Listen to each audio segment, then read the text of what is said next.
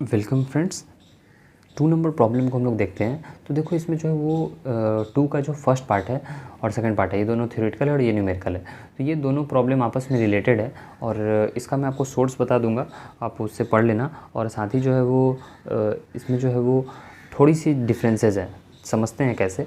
देखिए first part में क्या लिखा गया हुआ है कि enumerate the precautionary measures to be adopted to avoid tilting and shifting. यानी हमें वो प्रिकॉशनरी मेजर्स बताने हैं, यानी टिल्टिंग एंड शिफ्टिंग अभी हुआ नहीं है, लेकिन हम लोग पहले से ही क्या ऐसा करें कि टिल्टिंग और शिफ्टिंग ना हो। ओके, और ऑब्वियस सी बात है कि ये वेल फाउंडेशन का प्रॉब्लम है, आप कंफ्यूज ना हो। और सेकंड पार्ट में है कि explain the method to be use for rectification of tilting and shifting in well foundation. यानी सेकंड पार्ट में है कि टिल्टिंग एंड शिफ्टिंग हो चुका है तो रेक्टिफिकेशन कैसे करेंगे। ओके, सो मेक श्योर कि आप इन दोनों टाइप के प्रॉब्लम को डिस्टिंग्विश करना आना चाहिए आपको, वरना आप मिस्टेक कर सकते हैं। सबसे पहले बात आती है कि टिल्टिंग एंड शिफ्टिंग होती कब है। तो टिल्टिंग और शिफ्टिंग जो है वो सिंकिंग ऑफ वेल के दौरान होती है। तो जो स्टेप्स सिंकिंग के लिए यूज़ किया जाता है वो सभी आप यहाँ पे पढ़ सकते हो। ओके, और ये जो है वो आप चाहे तो वीडियो को पॉज करके पढ़ सकते हो, या फिर इसका PDF जो है वो प्रोवाइड मैं कर दूँगा। और इसके रेलिवेंट स्केचेज जो है वो ये भी यहाँ पे दिए गए हुए हैं। ओके, सो आई होप कि आप जो है वो यहाँ तक पहले समझ जाओगे। ये जो है वो टिल्टिंग एंड शिफ्टिंग का यहाँ पे स्टेप्स दिया गया हुआ है।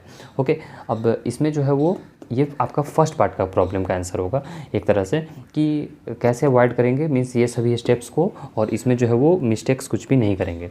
लेकिन अब जो है वो हम लोग बात करते हैं कि टिल्टिंग एंड शिफ्टिंग में कॉजेज़ की और रेक्टिफिकेशन की। ओके, तो देखो कॉजेज़ जो है वो यहाँ पे 2 दी गई हुई है।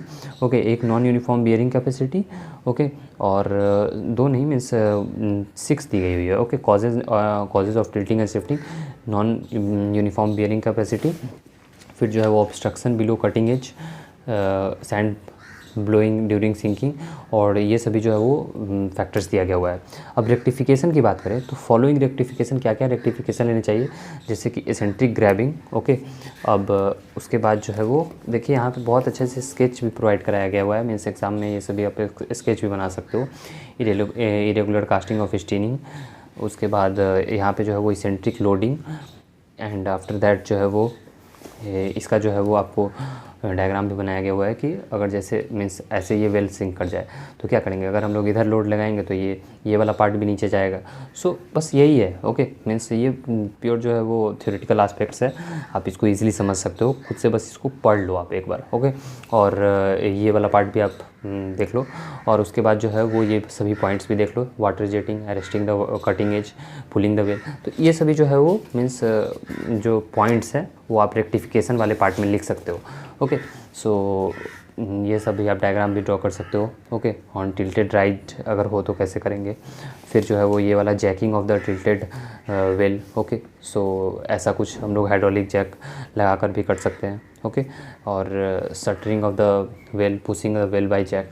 सो ये सभी जो है वो combination of measures to rectify tilt and shift का प्रॉब्लम के रिगार्डिंग जो है वो यहाँ पे दिया गया हुआ है। सो आप इसे ऐसे देख सकते हो ताकि आपको जो है वो सारा मीन्स इसके रिगार्डिंग डाउट्स जो भी होंगी या फिर आपको आइडिया लग जाएगा, तो आप ऐसे प्रॉब्लम्स को ईजिली टैकल कर पाओगे।